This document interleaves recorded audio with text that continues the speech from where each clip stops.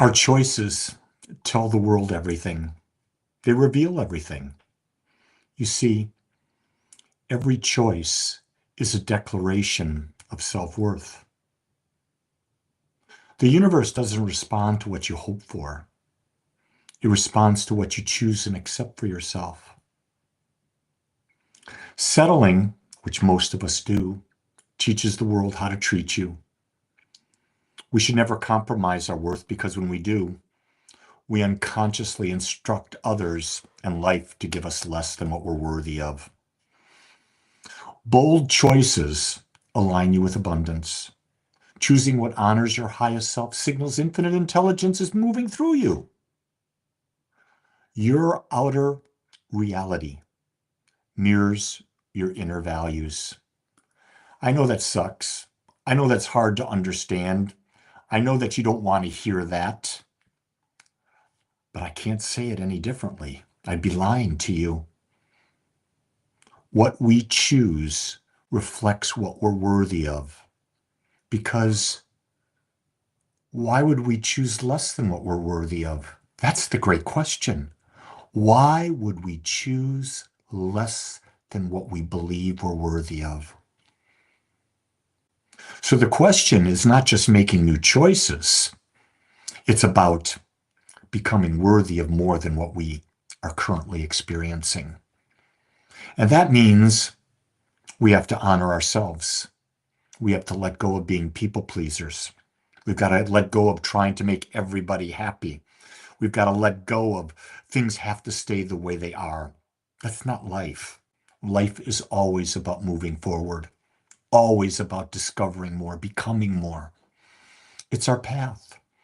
If you're not growing, you don't feel good inside. You're bored.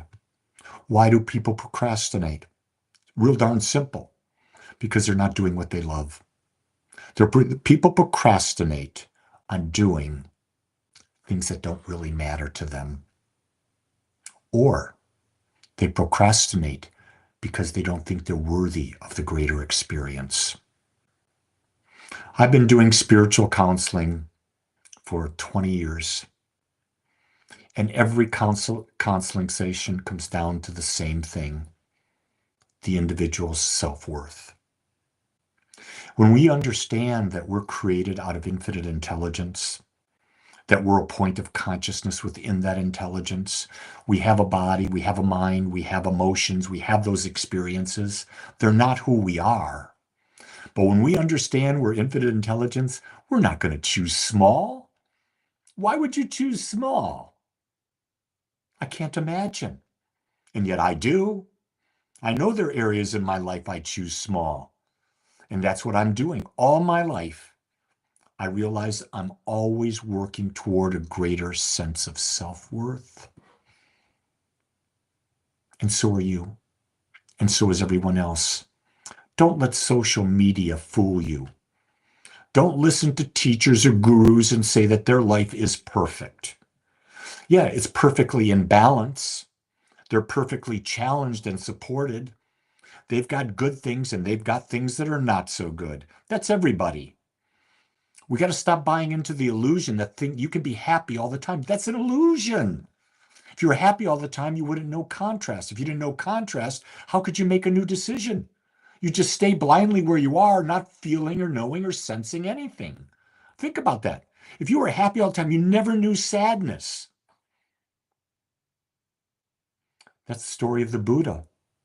The Buddha was brought into a wealthy family, and everything around the young Buddha was that life was perfect, until one time he stepped outside the palace and he saw that there was contrast, that things weren't like they were in there. That's the same thing when you talk about the Bible. The fall, the original sin. It's symbolic. It's saying that you come out of infinite consciousness into a world of duality. In the world of duality, you're going to feel both sides, because that's what living in human form is. What a gift. What a gift it is to feel both the high and the low, because that gives us the freedom to choose. And then when we choose, we get to experience something new, and then we'll feel the high and the low, and we get to choose again.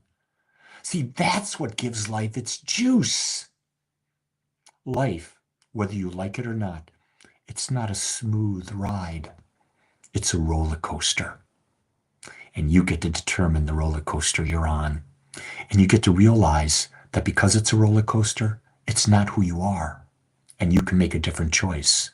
You can enjoy the ride, or you can change the ride. Your choice to do anything you want. There's no limitation to your choice other than the one you put on it. You're the one who keeps you enslaved, not another person, not a job, not anything. Because no matter what, you always are free to make a new choice. With that, make a good one today, one that supports you. Much love and aloha.